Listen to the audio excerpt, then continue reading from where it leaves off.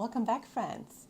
Today I'm going to talk about my garden journal and how I use my garden journal, garden planning and garden journaling to really keep track of my growing season and my garden year, to really learn from everything I experience throughout the season. I will do that mainly with my digital garden planner, so in my iPad. But I also have here a print version of it. Both of it is possible, but I think you might find the digital version more attractive because of some features. Why bother, right? So that's a good question. What helped me really to learn fast in those short years of me being a gardener was really to look at each step of the gardening year and really try to understand what I learned and document those things out. I know a lot of people think they always remember.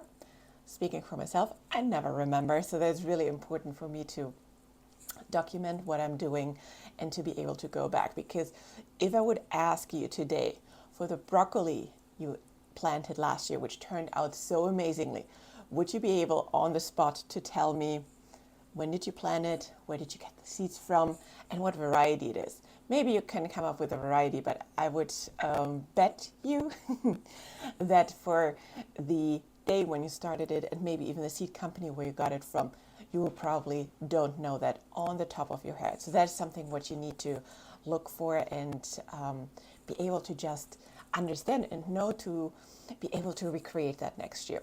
And this is where a garden journal comes very, very handy. You will be able to really see in detail what I document. And important to understand is also I don't document non-stop going forward. So for different areas and for different times in the gardening year, I have different moments to document certain things. And I will walk you through that today. So speaking of my garden journal, I have here my version, which I designed this year to have really exactly what I wanted. The past couple of years, I was testing out different versions of the garden journal, which I found on Etsy, which I found at a library. I tried out other digital version ones. I tried out paper versions, and none of them were really what I was looking for, because they were either, like, I have large handwriting, they were either too small or too big, or just not enough paper, because I do have a significant garden. And if you then just have like a binded version where you have just like, I don't know, 30 pages to track what you actually planted, that just didn't make the cut for me. So I was looking for something what could grow with me through the seasons, but also be as flexible as I needed it to be. And in the end, I designed mid of last year this beautiful version for myself. And then after I was done, I was like, oh, that actually turned out so much more pretty than I could ever imagine. And I thought, let's put it on Etsy and see if other people have interest in it. Well, I also did have it peer reviewed with other gardeners, so I can truly say this was made by a gardener for gardeners, and also has been peer reviewed by other gardeners to give them the flexibility they need for their garden year as well. Of course, not everybody is working with a tablet or loves to do something more digitally. So I also have in paper ink or in ink-friendly version, which you can print out and which you can also then, again, just print more pages as you go. It is really a beautiful item to just print out and use as you go. And I put it just in a pretty binder as well. So whatever is your preference, you do you. Both versions come with the purchase, and yeah, that is really a great way to start your garden year, as now is the time of the year to set yourself up for success for the next year. So what I'm going to show you today is how I use my garden journal with the app GoodNotes. GoodNotes is, let's call it the vehicle for any type of digital journal or note taking which you want to do. So it gives a platform with the cool features, and you just import the PDF file into it, and you are able to work with it like you work with any other notebook. So it's really, really cool. GoodNotes has basically two views. The one where I'm in is at the moment the edit mode, so I can do a lot of things. but you can also just view it in the view mode and scroll through it like a book, which you can't manipulate. Both have its advantages and disadvantages, so pick what you want to do. I'm usually in the edit mode because that is what I use it the most for, to take notes and really keep track of it. A few important features just to get us off here to a start. One thing which is really helpful is here this 4 square symbol, because that will pull up the entirety of your notebook. You can see I've been already quite active with my planning and note taking here, so I'll walk you through this one. This helps also to put, for example, bookmarks in, so you can just look at your favorites. I put every chapter as a favorite, because one thing which is a little bit strange with GoodNotes is you can only navigate those hyperlinked ones when you're in the view mode. So I can jump here to the budget and garden plans. I can jump back to the garden goals, etc., but I can't do that when I'm in the edit mode. It doesn't let me do it for whatever reason. Now I made a dot on it. So this is just a little highlighter. The garden goals are a really important portion for me, which help me prioritize when things get busy in the season. So when you're in the midst of planting all your transplants out, etc., and you're feeling overwhelmed for whatever reason, this is really something which helps me find focus again. So my garden goals are always important, and I usually define about 3 to 5 for my upcoming garden year. Then I have always some garden projects going on. And of course, with all projects, you probably want to keep a budget here and there. You don't want to completely go overboard with the money. So that is what that section is for. The garden calendar is the one where I plan out all my seed starting and all of those larger activities to see how they fall into the year, and if I have anywhere some time crunch or so, this is really where the calendar helps me. It visualizes it for me where I need to do what and when. The garden plants is a fun portion where I plan out my garden bed, so what I want to plant in my vegetable bed. You've probably seen when you watched my videos before already that I had those cool screenshots. Those are screenshots from my garden plants, which I have here in my planner. And then, of course, that is actually the biggest portion for me through the year, is the seed starting plant and plant log. So I have a seed starting plant here in the beginning, but then the plant log is where I log throughout the year everything what happens with a certain variety or a certain plant or a certain dahlia or a tomato plant, to really keep track of, is it needy? Does it have any special requirements? It's really helpful to keep track of. Then I have here also a water log to just keep track of what were the watering needs for the different plants. What I also do is to keep track of my harvest. Of course, everything what's here in this journal is completely optional for you to use.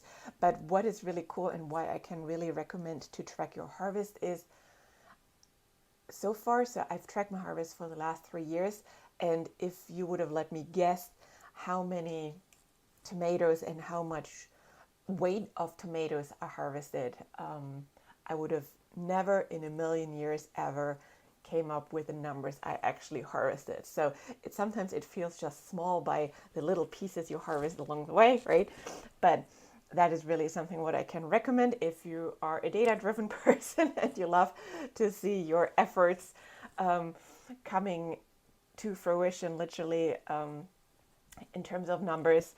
That is something what I can recommend, because what enables you, the harvest tracker as well, is to come back and really go and have the ability to also compare seasons with each other. This year is the first year where I'm really excited because I'm not adding additional growing space, so I can come back and really see if I was able to get more out of the space I have.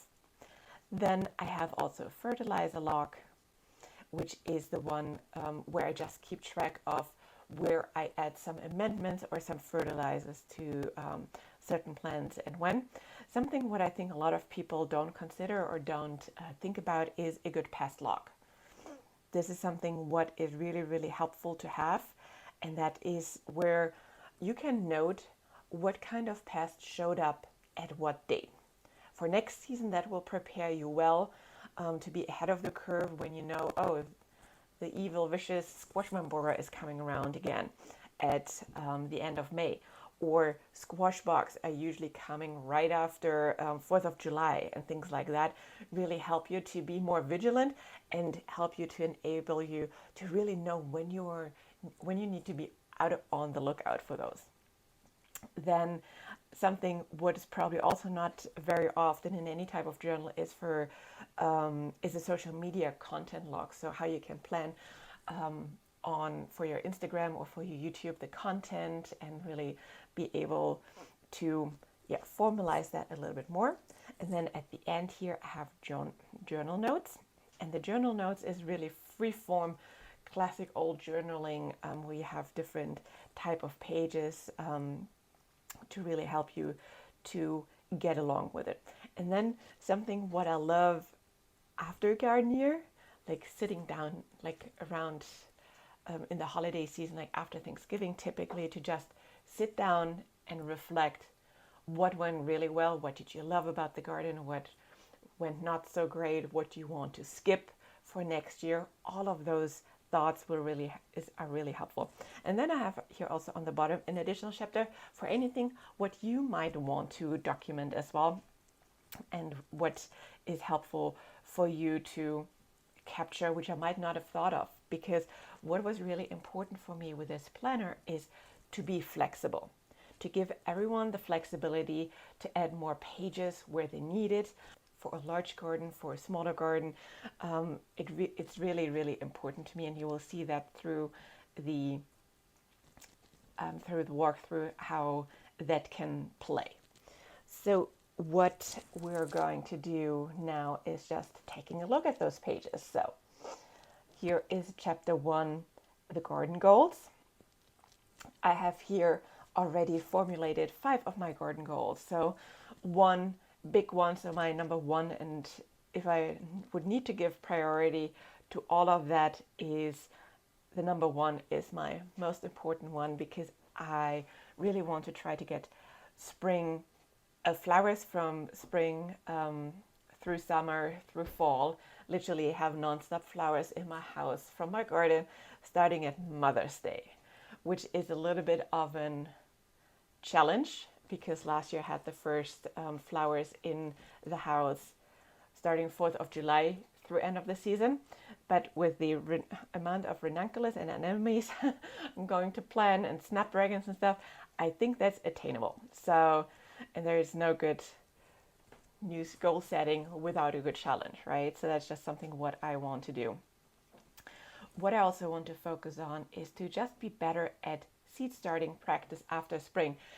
Seed starting kind of wears me out after a while, so I really don't like to have that. I'm not really good at seed starting once the main crop in spring is planted out, because to have better succession in your garden over time, you really need to keep starting seeds all through the season to really make sure you have that covered. And then I want to, document my veggies better, because in 2022 I had a lot of garden projects and missed like the important portion of the spring, where I was just too overwhelmed with garden projects to truly use my planner well. So I want to do that better. Less is more, so I went with a lot of mixes for my flowers, for example, to just try out different colors and things, instead of going on variety hunt for a lot of those different plants which I'm going to plant. And then the other big one, which I already mentioned, is this year is the first year where I'm going to grow in the same framework and the same garden space as I've been growing last year. So I really want to improve my yields for the vegetables as well as for my cut flower garden.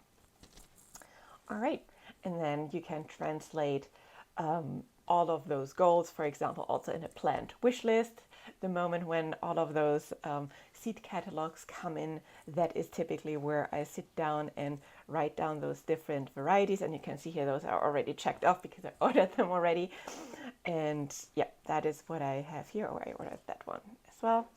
So one thing which is really cool with this journal is you are able to add additional pages. So if you have a lot of planned wishes, you can just add another page or duplicate this existing page, right? This is how you can grow any type of page you have in your garden journal and just add another one. So this is why I love GoodNotes so much. It really grows with me. At the moment, I think out of the box, this journal is around 130 pages when you downloaded it originally. I grew it already, I think, currently to 150 pages. And last year, my last journal from 2022 ended up at around 460 pages. Yes, granted, I'm a nerd and I go really, really hard on the documentation piece. But again, it's really, really helpful. So when we go here further, I also have almost in every section some additional just blank notes pages for whatever you might want to document and keep track of as well. A good notes page handy is always helpful. And then we're at the garden projects and budgets. So this is a chapter which I use for a lot of different areas. I don't have anything super exciting here in it, except that I have here, while I was doing this garden journal, to have here really the chapter layout and just a few other thoughts and stuff documented. So this is the area which I use freeform for any type of research of new projects, new construction things. I sketch it out. So whatever you can think of, that is what I have typically here. And then when we move forward to the budget area here, so this is where you are able to really keep track of the budget you want to keep. So for example, it's for you to help you to keep your garden budget in check. And how you can do that is just to lay out all of those different items. So like here, I know that I need compost and spraying. So for example, that is like soil, compost to top off, and that is usually around, I use bulk, that is around $200 for me, and we'll see if that really comes true. I hope so. That should be reasonable. And then you can just like lay out all the items you want to have, or if you need equipment or anything, that is really where you can keep track of this. Cool. Then when we go to the garden calendar, so this is something where you have a lot of flexibility on deciding how you want to use it. The journal comes with 3 different things. It comes with a daily to-do list. I only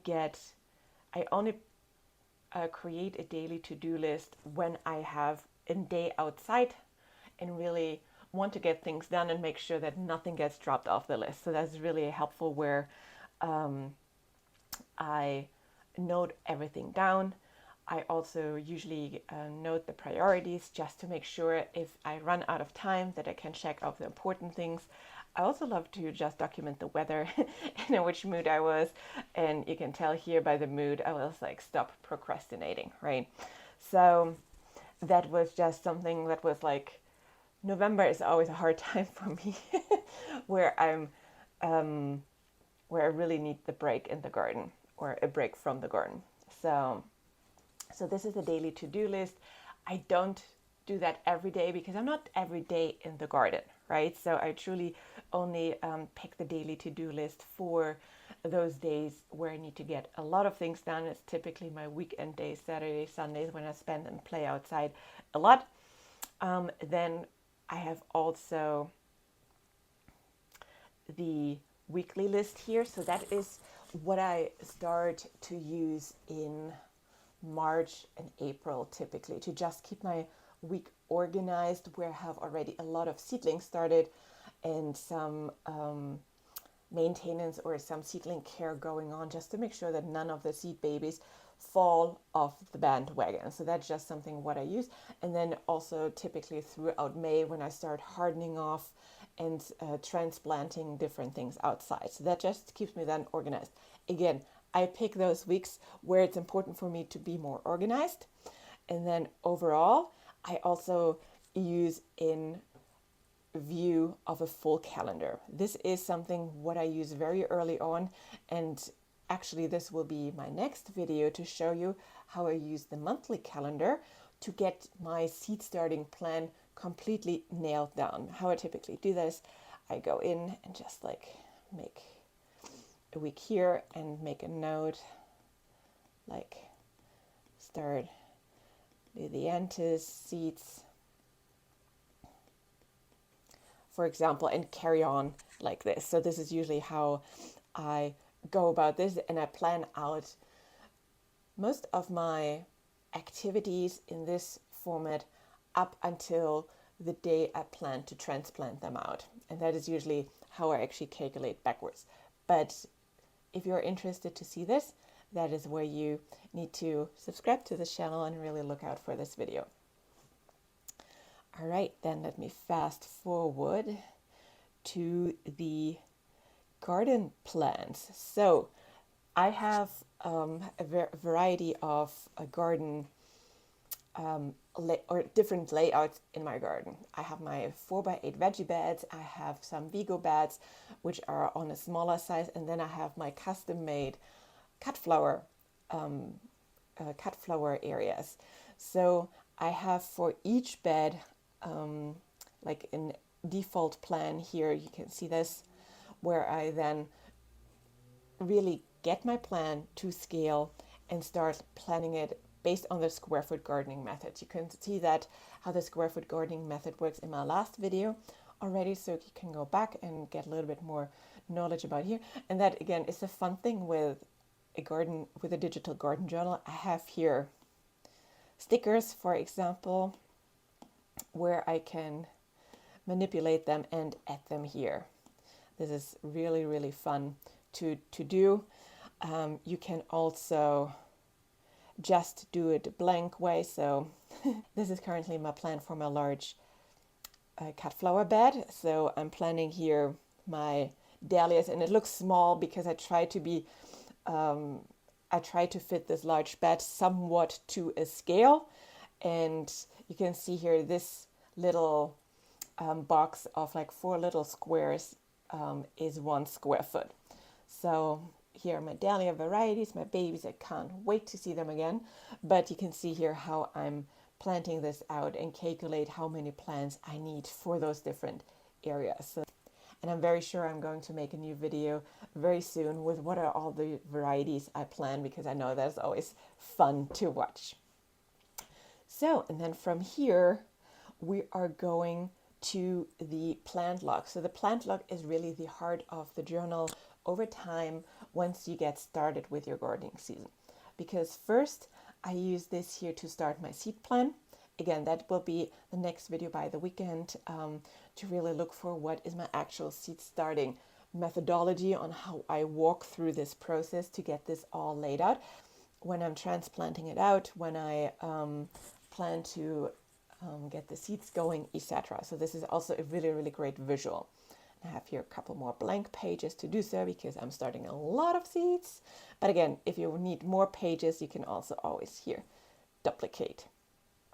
And then I have here my pages for all the varieties I planted. So here you can decide what level of detail you want to apply. I'm honestly still not sure what is my preferred level of detail. So we will see. I might consolidate that over the season. Last year, I did literally for every variety, I planted 1 page, which probably was the reason how I ended up with 400 pages.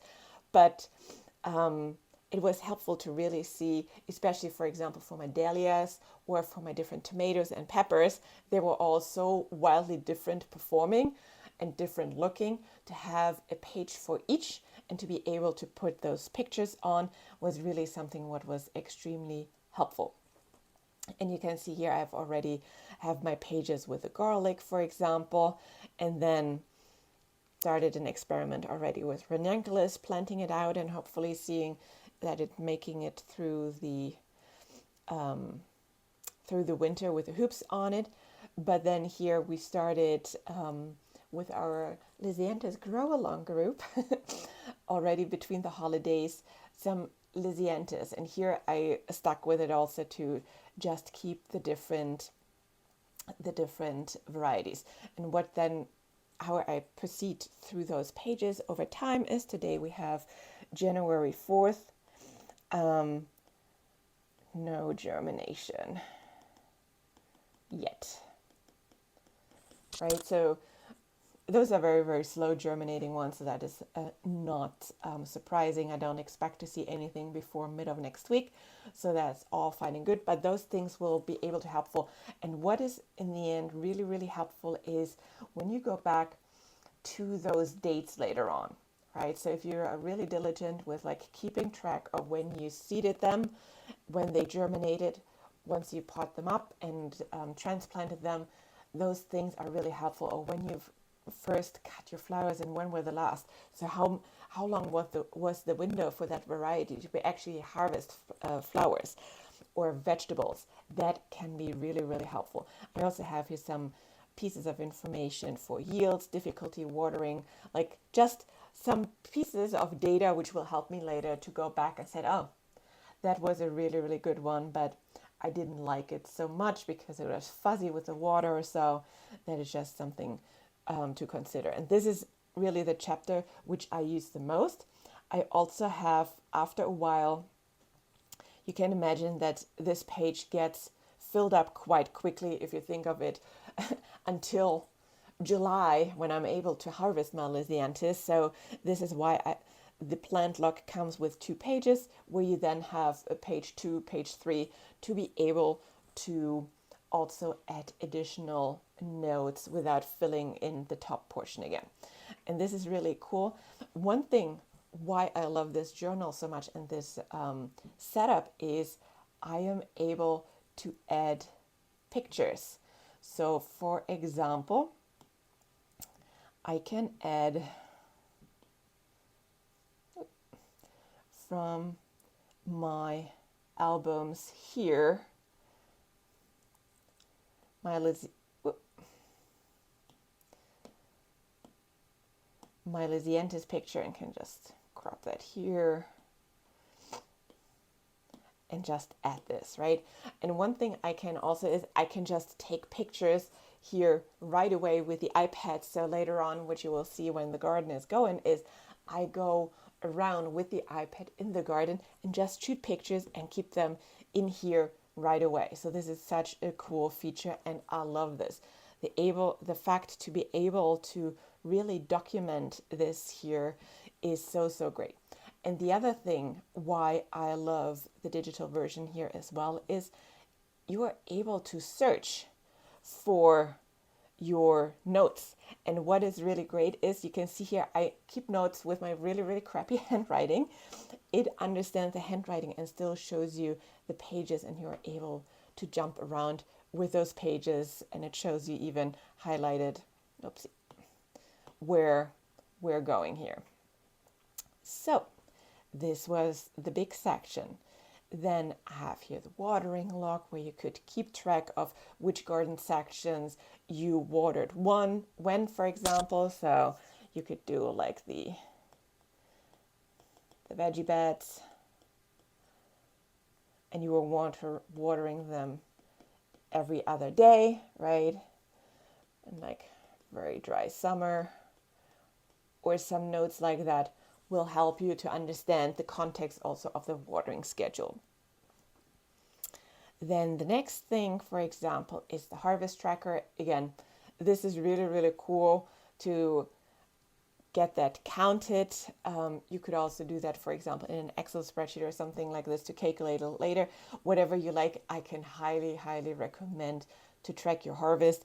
You have no idea how satisfying it is to see how all of those little harvests throughout the summer accumulate to some really serious, significant weight.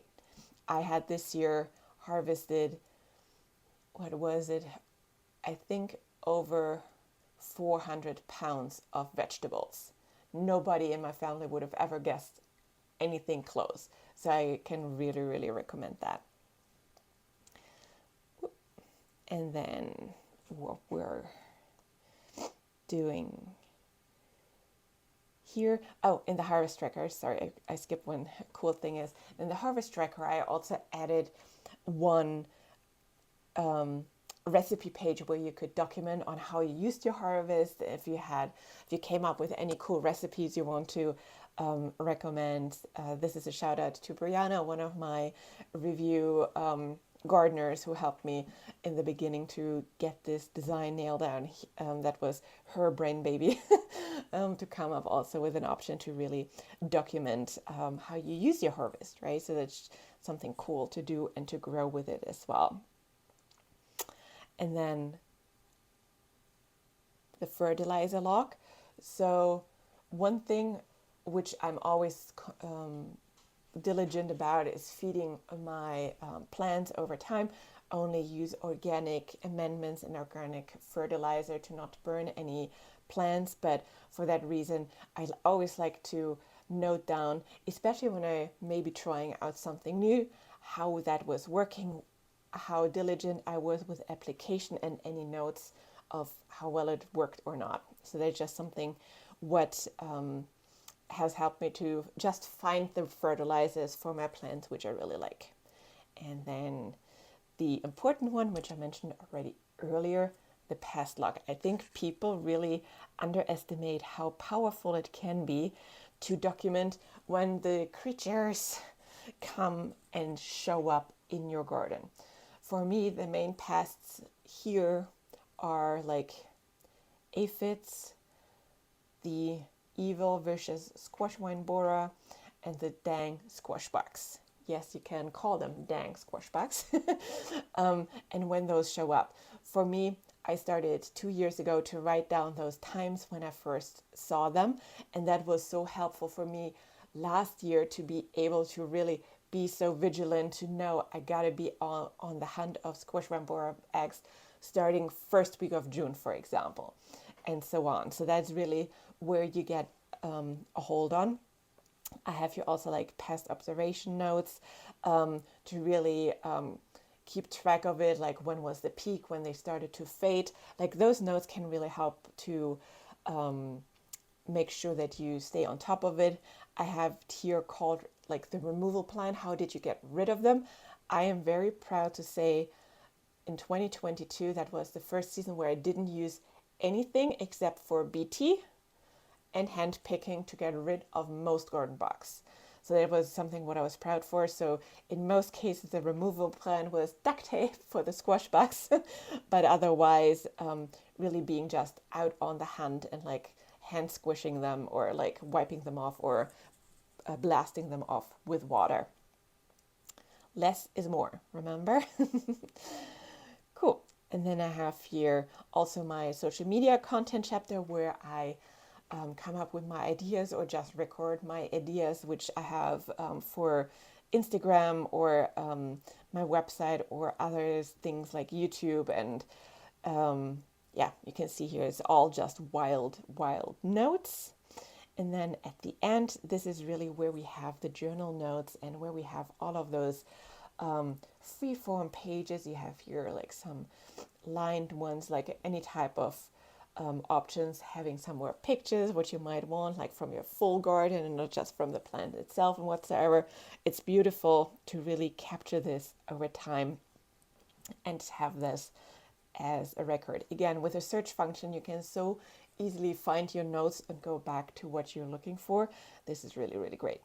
And then last but not least, after the end of a successful garden year, this is really where you are able then to review everything what you did. So what did you love? What did you just like, disliked, hated it? This will really help you then when you look then for the garden year 2024, how you're able to make decisions, what you might kick off the garden plan or your garden in general, or what you might want to plant more, etc. So this is a really cool way of doing that. So I hope you enjoyed this long walkthrough of the digital version. As I mentioned, I have also the printed version here. It looks exactly the same. I've added here some easy text to be able to navigate through that. But if you're on more a paper version than a digital version, this will work just as well to have it in a journal form as well. And again, the purchase comes with every page layout separate as well, so you can print out another project page super fast to have this grow with you as well, and you're not confined to any type of space as well. Yep, so I hope you enjoyed today's video. I know that was kind of a little bit of a nerdy video, but I really wanted to give you a good walkthrough for the garden journal. You find the link in the description down below if you want to get one on Etsy. Now is the time in January and February to really get a good garden planner going, so feel free to get yours over there and shoot me any comments or questions in the comment field if you have some. Thank you. Looking forward to see you next time.